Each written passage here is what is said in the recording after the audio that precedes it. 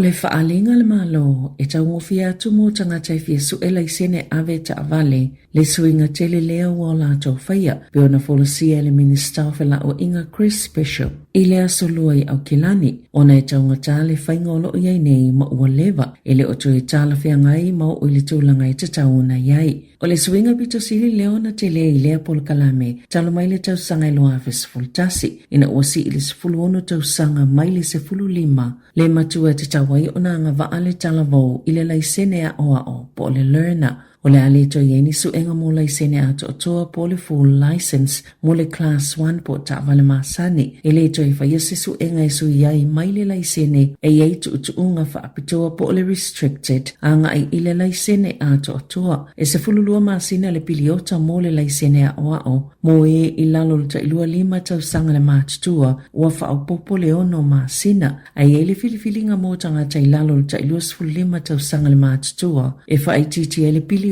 o le sifululua masina o le laisene a oao anga i ileono masina e ana i le pue o i tu lai e whaiaila na o onga pe ua mai a fo isana le sona po o le kos ua whaatangaina na o ailana ave ta vale. E valu se fulu tālau le a whaapau e se mai le tau ato le suengo le laisene i lalo le polo kalame fau o laisene. Le ato e whaapopo le isiono masina i le laisene ieitu utuunga whaapitoa po le restricted license. Pe a whai e whaasala i makaleanga po demerits. O ave ta'avale umalava iei laisene a oa o malaisene ieitu utuunga whaapitoa. Tu salava po le ale matua o le a o fia ia iainga o le whaasale o na tango fia le ava malosi pe a ave le ta'avale.